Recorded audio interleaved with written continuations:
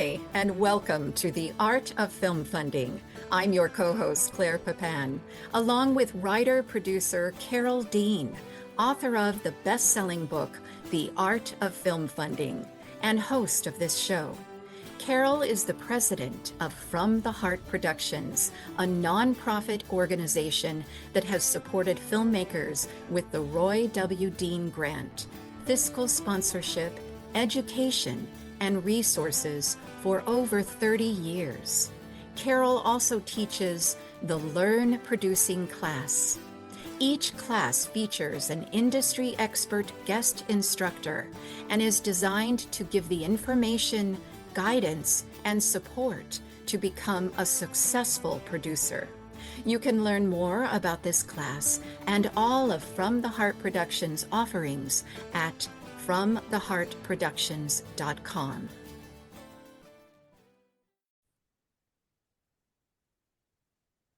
Stay with us because Joanne Butcher is about to reveal why most films never get funded and 7 steps that can benefit your project and your funding.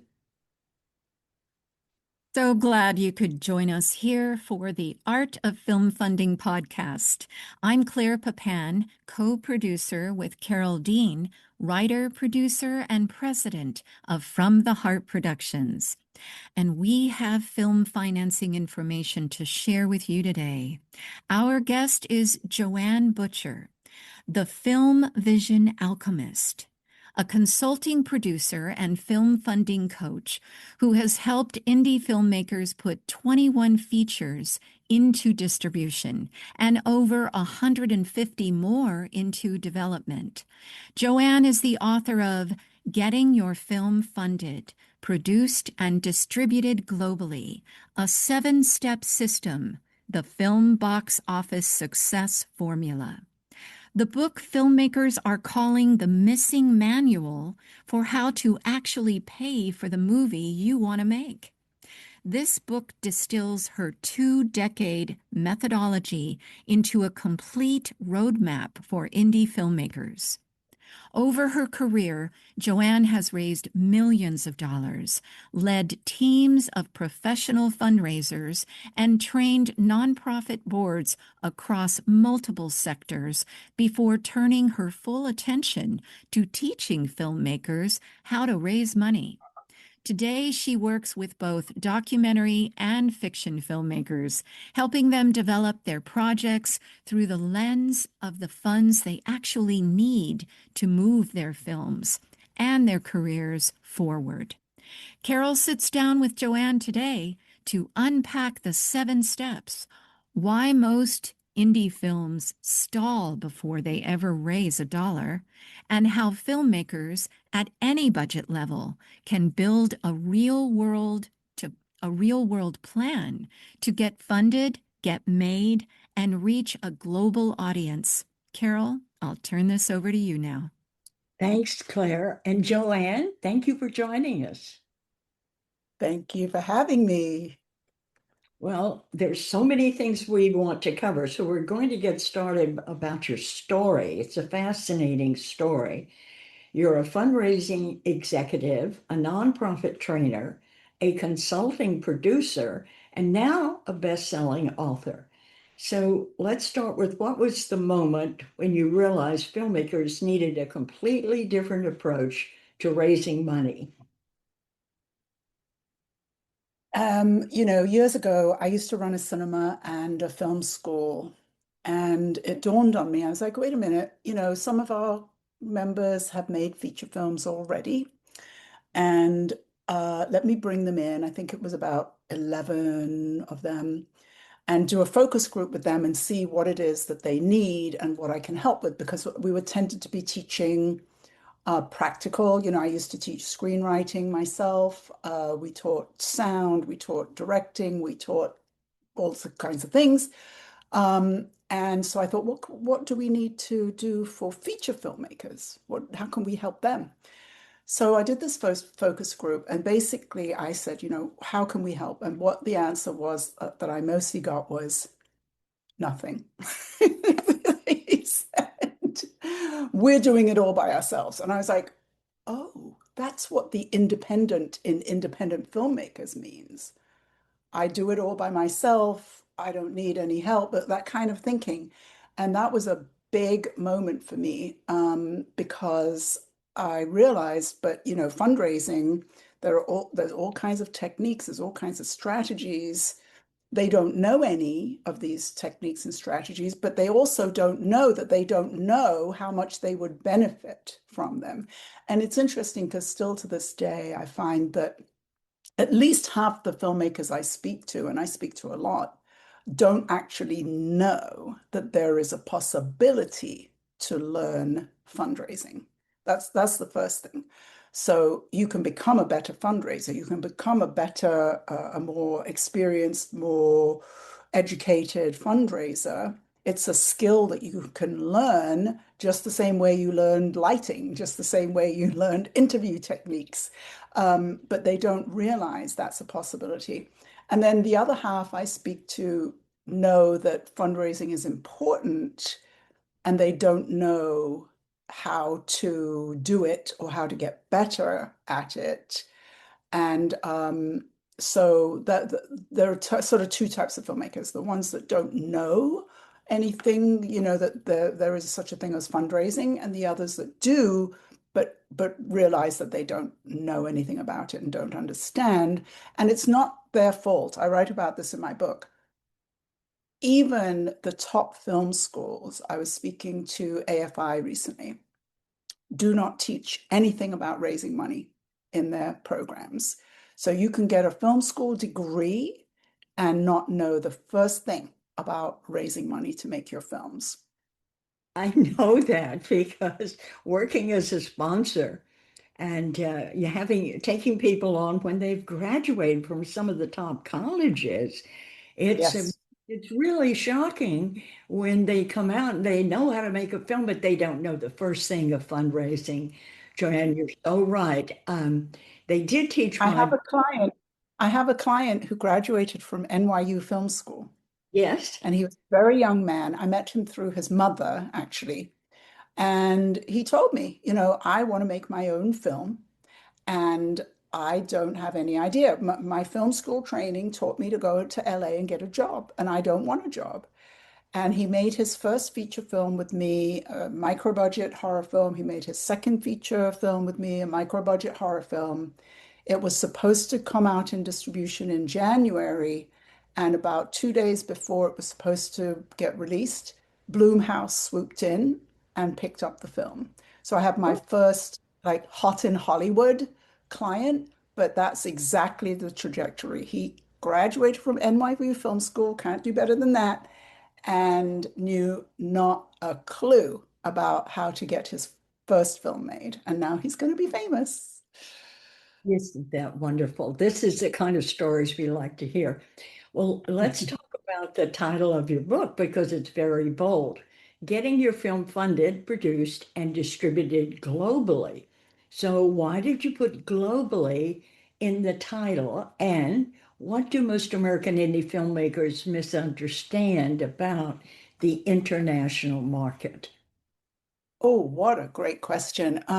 Well, what I saw when I looked around me and saw my friends making, multi-million-dollar films, independent, but still, with A-list actors and everything. What I saw was that they already had distribution before they made the film. And so I thought, well, if my client is making a $200,000 film, a $500,000 film, a $2 million film, then I want them to have distribution before they begin as well. So the way that I work that is I work with a couple of sales agents and I could work with more, but there's a couple that I've gotten used to working with. And we actually created some language that my clients can use in their pitch decks. It doesn't say we already have distribution, but it does say we already have access to sales agents and access to distribution once the movie is complete. And I actually kept it on that level because I don't really want my clients to sign anything, right? Even that story I just told, I wouldn't, before he made the film, I wouldn't have wanted to sign with a sales agent because I don't want them locked in. You know, what if Bloomhouse does come calling? You want to be able. And actually, it was a bit messy because of the sales agent he was signed up with, which wasn't one of mine. But so I have my clients begin with the end in mind. Begin with, I'm getting distribution for this film, and then we reverse engineer backwards. And so learning how to be able to speak about a film that's going into distribution as opposed to a story that I want to tell has the conversation start being about business from day one. This Does is that very make sense? Did I explain it? absolutely, that's really great. You're so right. This is it's really very difficult for filmmakers when they get two-thirds finished and say, okay, now what about distribution? Where Yeah, they should have been thinking of that since day one. That's right. very so terrific. That's the number one thing is to let them know. So let's walk our listeners through the framework of your book because it's built around the success formula, a seven-step system. So you take the word success and break each letter down. So um, give us a high level tour of what each letter stands for and why that order matters. And then we can go through it together. Lovely.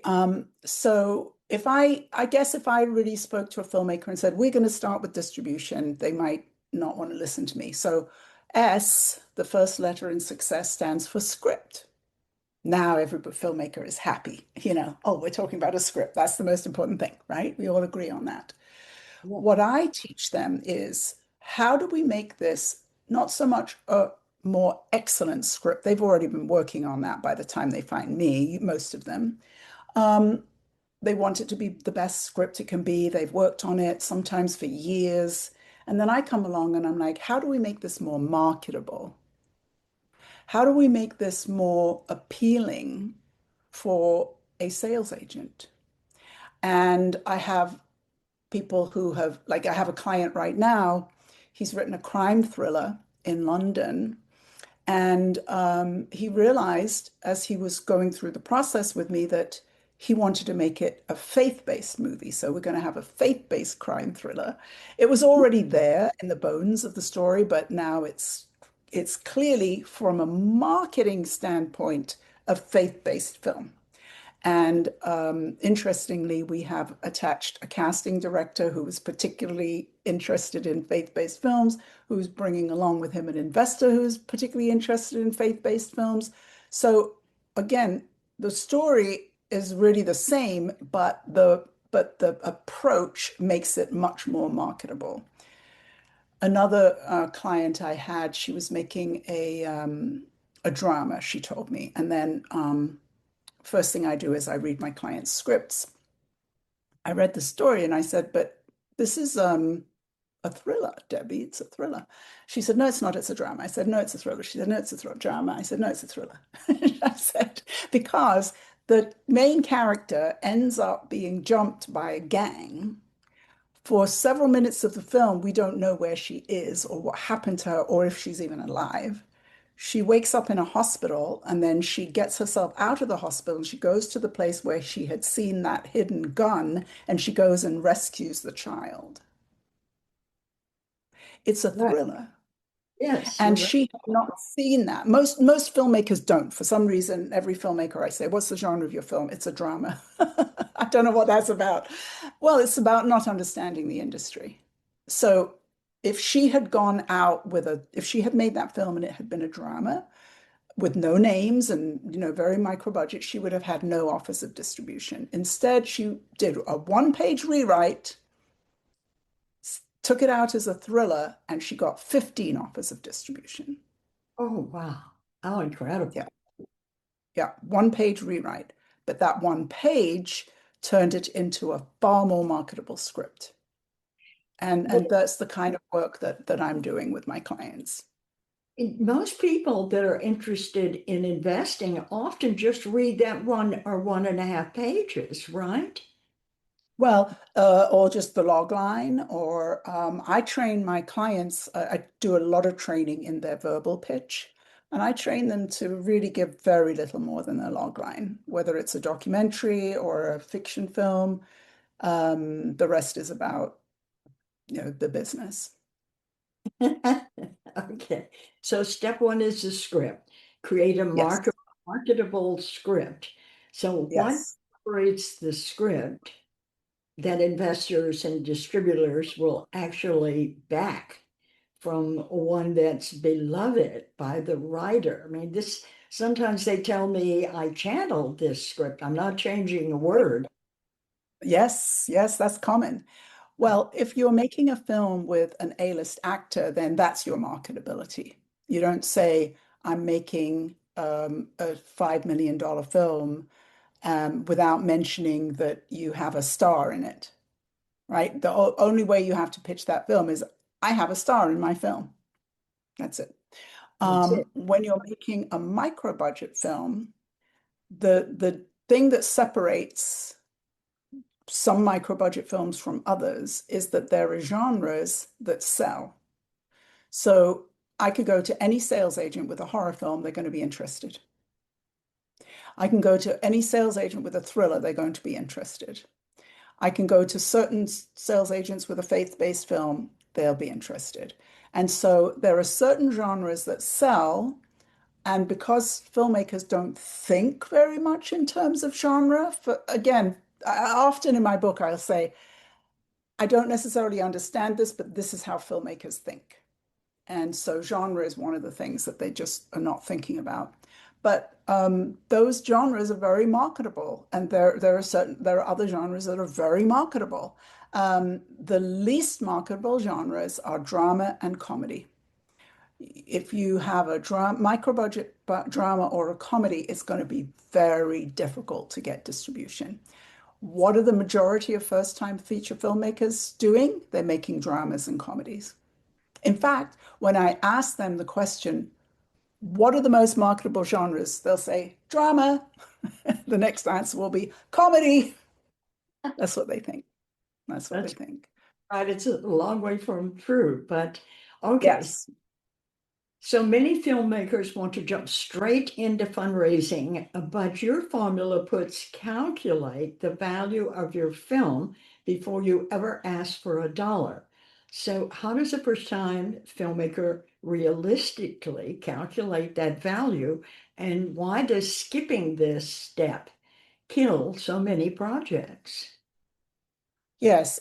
Neil, I would say half the filmmakers, I mean, more than half, if I say, what's your budget? They'll say, whatever it is, 300,000, a million. But they can't tell me how much the film is going to make because they've never actually thought of that question. And then the next thing they will say is, well, there's no way you can know how much a film is going to make. But there are plenty of ways you can know how much a film is going to make. For example, I don't have an A-lister in my film. My film is probably not going to be making, in the millions, probably. Um, I have a micro budget drama. I can pretty much be, with no names, I can be pretty sure it's going to make nothing. So those are just kind of broad strokes, but there are lots of ways. And the first session that I have with my clients, we go through a checklist of how to increase the value of the film. And so, for example, I have a documentary filmmaker, and one of the ways he increased the value of his film was he got the narration done by a very famous, probably famous to you and I, Carol, not necessarily to a younger generation, but he got Ali MacGraw to do the narration on his film. Ali Oh, MacGraw was a huge film star in the 70s, and she is a big supporter of film. And he said, well, how much will I need to pay you to do the narration? She said, oh, if I charged you what I would have to charge you, you wouldn't be able to afford me. And so I'm going to be doing it for free. She oh, how shows up at all his events. She's doing the narration on his second film. They've become really good friends. And the audience for his films will show up at a screening, if Ali McGraw is going to be there, right? So she Yeah. brings a lot of value to a film.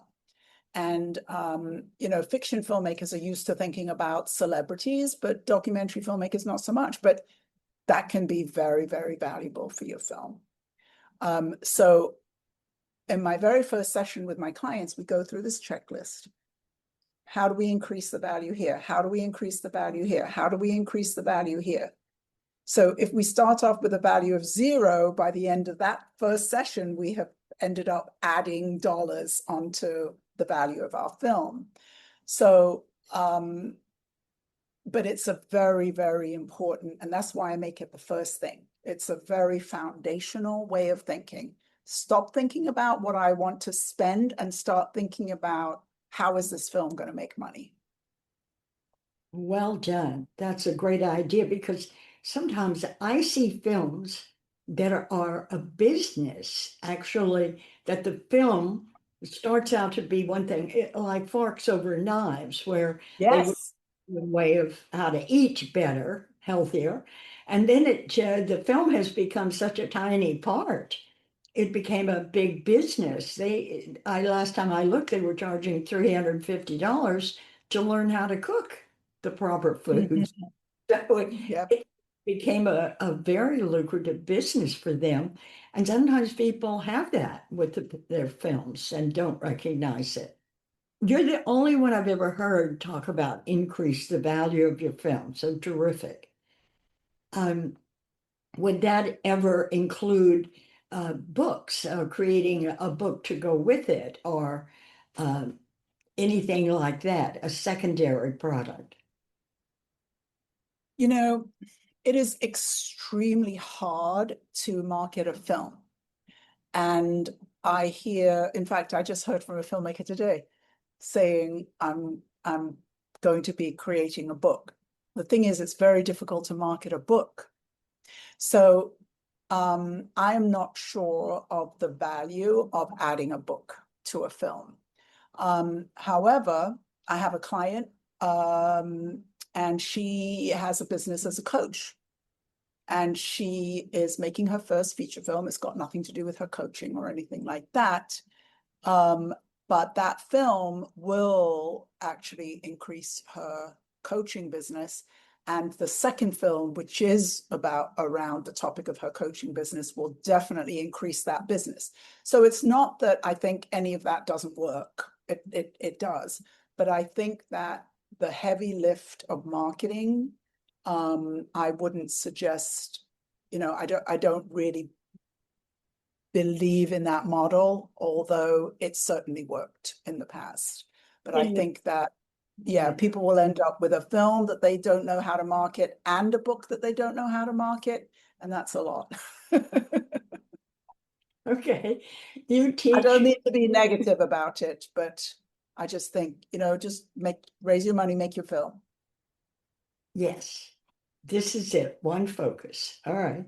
So Yeah. you teach that creating a distribution plan comes before fundraising, not after Yes. the film is finished. That's the opposite of what most indie filmmakers think. So why is this reversal of their thinking so critical? Because even though I start my clients thinking about distribution from day one and I teach them a lot about distribution, they can speak very confidently with a lot of clarity about distribution. I also want them to think through what does distribution, what would your ideal distribution plan look for you, right? So my client who made the horror film that got picked up by Blumhouse, that would have been his ideal choice. Or A24, and they were actually in a bidding war for a little while over his film. You know, maybe not everybody is going to have that experience, you know, but it's still something to look at, because one of my clients said to me yesterday, oh, my film is an A24 film. That's a big thing to say, but it fits that model. His film fits that model better than most. right? And so, you know, he can start now. He watched an A24 film the other night. He's going to watch another one tonight. He's going to start familiarizing himself with that whole tone, and that might change things in his script. And then one day, when that film goes into distribution, whether A24 picks it up or not is not necessarily the point, but it will have been part of the vision and part of shaping the film. I have a documentary client right now, and I taught her, as I teach all documentary filmmakers, the concept of an impact campaign. And so an impact, well, you know what an impact campaign is, but for the audience, I will just say, the simplest way I think of an impact campaign is, say, for the documentary Bully, that was about bullying in middle schools. And if I were making that film today, maybe I would start my impact campaign small, and I would say, I'm going to have one screening a month at a middle school, or I'm going to have one screening a month at an event for middle school teachers. And I'm going to raise money to pay for that, those 12 screenings. That's kind of the minimum version of an impact campaign, as I can describe it. But an impact campaign is to take a film and put it in front of the audiences who need to see it. With my client, now that she understands the concept of an impact campaign, she's raising $300,000 for her documentary. I ask my clients now to raise a minimum of $60,000 for their impact campaigns. And if you really had a successful impact campaign, like the campaign for Bully, which was made like 30 years ago, and it still hires 3 full-time people to get that movie in front of middle school teachers, right? And middle school districts. Yes. That her impact campaign could eventually raise more than the money it took to make the film. Yeah. Because it's about screenings and getting in front of people. And some films are used to change legislation. You know, the impact of a film, like you mentioned, Forks Over Knives. Forks Over Knives, that's not a business, that's a movement. I have a client, she made, when she told me the film she wanted to make a film about racism and sexism at the highest levels of the corporate world in the UK. Yes. And I said, that's not a movie, that's a movement. And she raised money to make her films, very small budget. She made over $100,000 in her first year with that film, showing it in corporations that wanted to retain Black and minority hires that they're losing, you know, at a huge rate. Yes. And so for employee retention and hiring, she just did very, very well with her film. She was a Oh, first-time filmmaker. Wow. that is wonderful. And that's very true. So you're really making them focus on it, put it in the budget, and Yes, actually think and plan ahead of yes, time. Well, I'm yes. all about intention, visualization to create the future. So this is exactly what you're doing. You're helping them create that future ahead of time, because too many people have no idea. They wait till they get there. Then when they find Yeah. out the cost, they are shocked. And they're not ready to go back on the street and start raising money. So that's a great idea to put it in the budget. Wonderful. Yeah, for an impact campaign, I do advise filmmakers not to spend any money on distribution if they're going a traditional way with a sales agent and so on. There are a number of schemes out there that charge filmmakers money, and I don't believe in any of that. Good, good. Well, in your work as a consulting producer, you've helped people get 21 features into distribution and 150 more into development. So, what are the patterns you see again and again in filmmakers who actually finish and distribute their films versus the ones who stall? That's a great question. we're now up to 25. We have 25 films in distribution on my website. We have another 10 to 15 coming out this year. So by the end of the year, we'll be at about 40. And so out of the 150 projects, 40 are already in distribution. And then there are some clients, I call them my failures. So I had this one client, she was going to make her first short film with me and raise money to make it. But she loved working as a PA. And I said, oh, let me, I got her a job interview with a friend of mine. That didn't really lead to anything, but I have all my clients work on their resumes and things like that.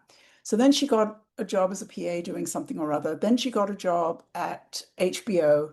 Now she's an executive at CAA. So I call her one of my failures. Oh, hey, she kept failing upwards. So, sometimes people find out that maybe the filmmaking isn't what they really wanted. I had a client who made a historic documentary, and he is now a history professor. Oh, how wonderful. Yes, he found his calling from filmmaking. Yes, That's it great. was not filmmaking, but it was that deep interest in history. I had a client who was a VR filmmaker, and I ended up getting her a job interview at a university, and that didn't pan out, but the next job interview did. And she's been working there now for about 5 years full time, running their VR lab and teaching and making her own films. Oh, wonderful. So, so those are, and then I think that some people just sort of give up. They get they they think they can't do it, or maybe life happens. I had two filmmakers who were making this wonderful um, children's film, and something happened, and I was like, why are they not communicating with me, and what's going on? Well, they went through a breakup, Oh, and now it's a while's gone by, so it's time for him to get back on the horse. But all kinds of things can happen. But I think that giving up is the probably the most difficult thing to get over. Um, and when I'm working as a coach with someone and they have the support, that is really what they need. And probably what they need to do is to continue coaching rather than to give up.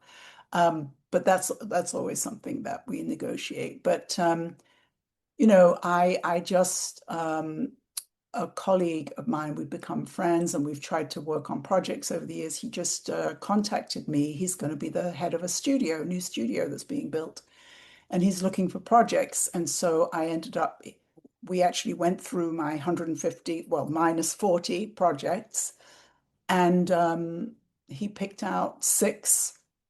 He read the scripts, and he is moving forward with two of them, and really wanted to move forward with a third, and we can't find that filmmaker. So I don't know what's going on there. Yeah, but this things is great. happen. I've had a client die and not get her film made.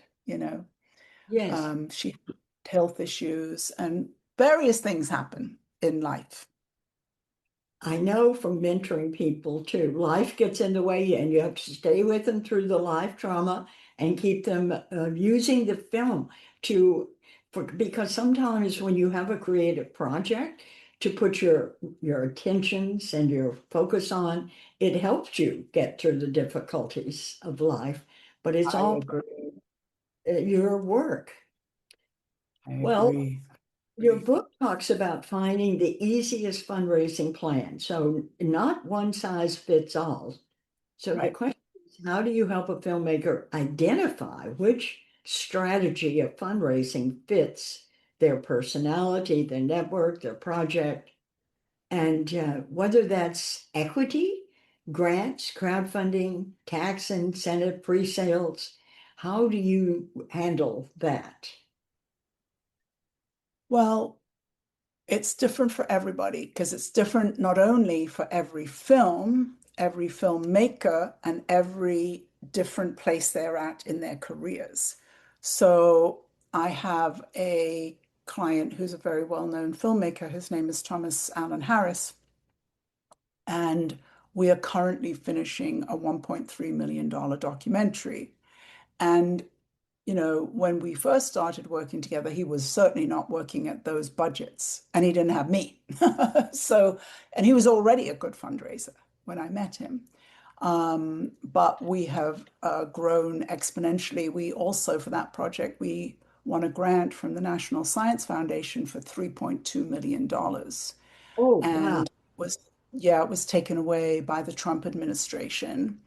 And now the NSF is reaching out to us to ask us to apply again. So, but in a somewhat different program. But you know, but not all my clients are at that level. So this one client that I was just talking about, her impact campaign, for her, it's her first feature documentary. She's raising $300,000 to do that. And we started, she worked with you. Thank you very much. She worked with Alira and she raised about $10,000 on her crowdfunding campaign. And then she started working with a major donor. She won her first grant that she and I worked on. That was another $10,000. Now we're working with a brand sponsorship person who's going to be bringing brands. The film is going to be on PBS. Brands love to be on PBS. So, that works for some. And then another documentary filmmaker I was talking to yesterday, we just decided to not go with PBS. So, every film is different, things can change, but the funding strategies work differently for everyone. So I had my filmmaker group about a month or two ago. I was like, oh wait, everybody in this group is running a crowdfunding campaign. Um, but now I have a client who's not. He's raising $1.5 million to make his campaign. I mean, sorry, to make his film. And he's not going to run a crowdfunding campaign. He's just going to be going to investors. It's what works for the person. But a lot of my clients got really excited about crowdfunding all at the same time. I was like, yay, because I love it when my clients decide to do a crowdfunding campaign. It's a great way to start fundraising. It's a great way to practice talking to people about your film and money. It's a great starter. Um, I have a client who raised what was it, 13,000 on her crowdfunding campaign. She also was with you. And thank you very much. And she took 10,000 of those dollars to hire one of the casting directors I work with, who is an A-list casting director. So now we're still going to make her film for $300,000, but it's going to have much higher level actors in it. So we've increased the value of her film radically by adding this casting director.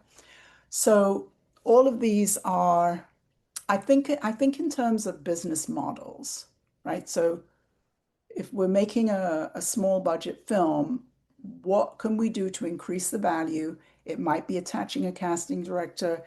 So it might be simplest to do a crowdfunding campaign. Now we can hire the casting director.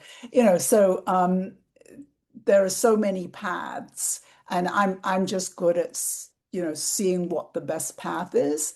And then the truth is, documentary filmmakers, I teach 7 different types of fundraising. They often have access to more types of fundraising than a fiction filmmaker has. For a fiction filmmaker, it might be crowdfunding, then investors. That's only two. But Yes. now I'm working with this brand sponsor person. So some of my clients are working with her. And that's great because that was always the one I knew the least about. We get a lot of companies working with my clients. I have them work on that from day one. Mhm. giving locations, food, all kinds of things to bring down the budget. Because there's two ways you can raise money. You can raise money or you can lower your budget. Those are the two ways you can do it. So we've done that for a long time, but now I'm working with somebody who's bringing cash to films. So that's really exciting and very, very, very exciting.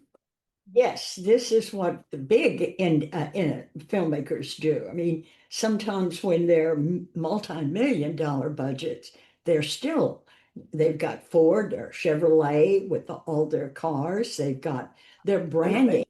They open a cabinet, there's Aunt Jemima's something or another. Uh, Right. right? And so you're working now with a branding person. This is brilliant. Yes, yes, that's very recent. I've discovered I have a cousin who works in product placement, but he only works with A-list actors, right? So I didn't have films that would work for him. Right. But now I didn't even think of this till this minute. But now that we have a casting director who can cast A-listers, maybe I can go back to him and say, what brands can you bring? So Yes. yeah, yeah. It's wonderful. So, documentary filmmakers and fiction filmmakers often feel like they live in two different financing worlds. So, from your vantage point, coaching both of them, where do these worlds overlap and where do filmmakers get in trouble by borrowing the wrong playbook?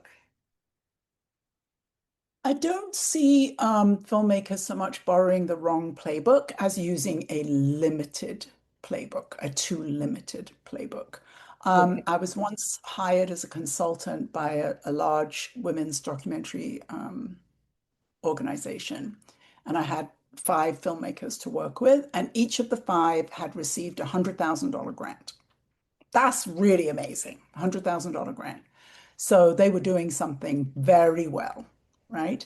But documentary filmmakers tend to have an obsession with grants, which is fine. But they don't know the strategies I teach around grant writing because grant writing is kind of my superpower, but they don't know those strategies, so they often spend way too much time working on grants and burning themselves out, and they don't know how to do it more efficiently. But what happened with each of these brilliant women was that not one of them except one had raised any other money. And one of them had raised $1,000 from a donor. I'm like, you raised $1,000 from a grant, you need to be matching that with donors. And they were like, what? And, and I talked about, all my clients, we start out, with a $20,000 crowdfunding campaign. Um, they were like, what? So documentary filmmakers think in terms of grants and they're very not thinking about anything else. Um, but there are seven ways of fundraising that are open to them. So I tend to, when I teach, I tend to not do something like a grant writing workshop. I'm always wanting to teach this concept of expanding your portfolio. And when I was a consultant to nonprofits, I saw the same thing. They would land on a couple of ways of fundraising and not do anything with anything else. And I would just start them out with the other ones, and that can grow over time. But you don't want to be only focused in one or two types of fundraising. It's just there's all this other money available, you know, Right. and and they're just missing out. With fiction filmmakers, they never think about grants. And I remember one of my clients one time, we were in a class and I saw this light bulb going off in his head about something I'd been talking about for about an hour. And this light bulb went up and he's like, wait, are there grants for fiction filmmakers? I was like, yes. Yes. There Right. are screenwriting grants, production grants, post-production grants, all kinds of grants. Great. So it's not that they're in the wrong playbook, they're just not they're not aware of all the possibilities. So fiction filmmakers think the only way to raise money is either crowdfunding or investors. They don't realize, oh, we could do both. How about that? That would be useful. So all my fiction filmmakers who chose to do that crowdfunding campaign, they're also using that to leverage looking for investors. So and once you're playing with this whole all these different opportunities, one helps the other, so you write a grant and all of a sudden you're communicating better about your film and your film improves, all the grants improve your film. And once you run a crowdfunding campaign, my clients start out, they're like, oh my God, I'm so scared to speak to people. And by the end, they're like, oh yeah, I'm talking to all these different people, and it becomes like a normal thing. It's a normal But thing.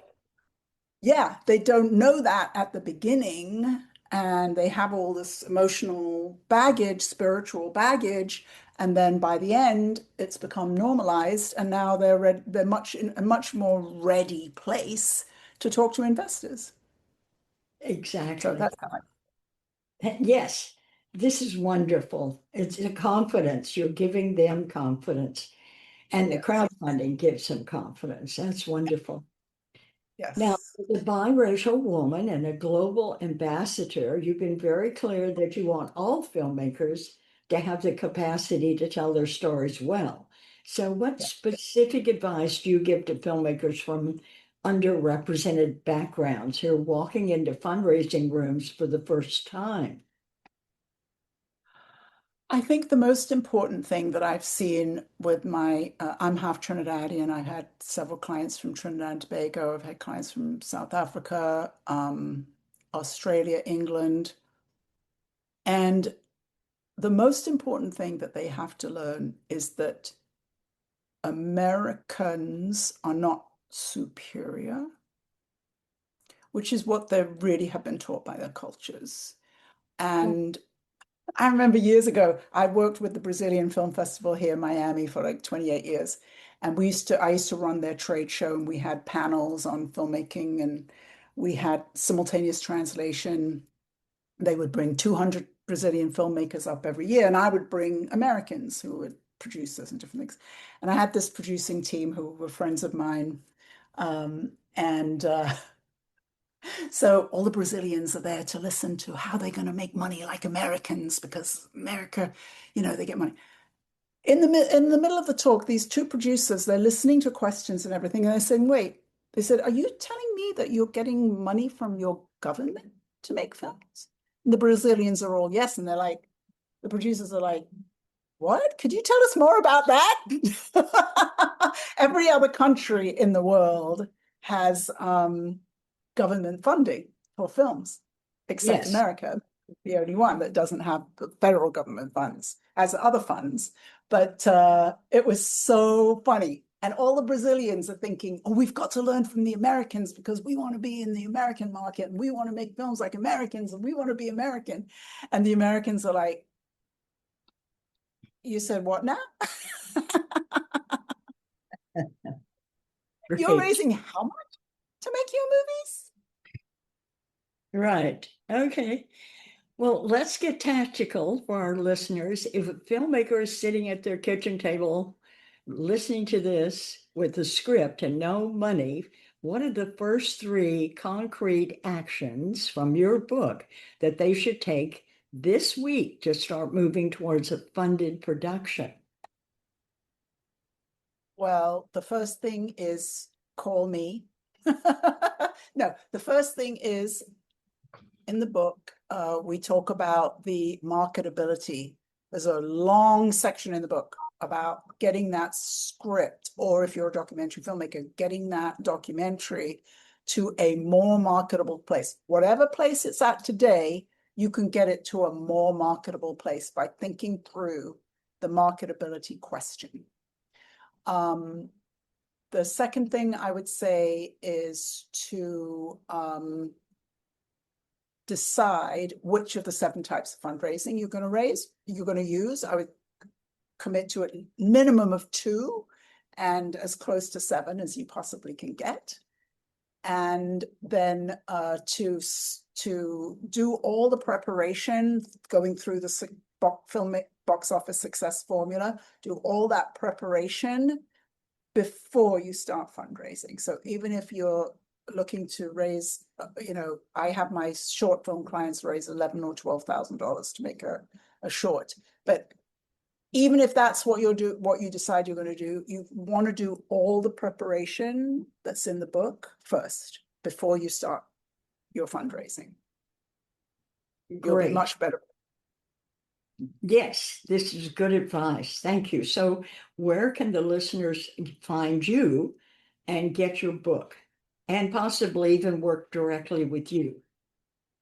You can get the book on Amazon. You can just go to Amazon, put my name in, and the book will pop up and you can get it there. You can get it in most countries in the world, I believe, which is interesting. And then if they want to speak to me, either email me. My email address is joanne@filmmakersuccess.com. My business is called Filmmaker Success. Or there's a link to my calendar at www.filmmakersuccess.com/book-a-call. That might be a lot to remember, but if you go to my website, you'll find a link to my calendar so that you can book a call with me. And my website is www.filmmakersuccess.com. I would love to hear from you. I love talking to filmmakers. Filmmakers are my favorite people. Oh, how nice. They'll love to hear that. Filmmakersuccess.com. Got it. Yes, filmmaker. It's one filmmaker. So filmmakersuccess.com. Singular. Okay.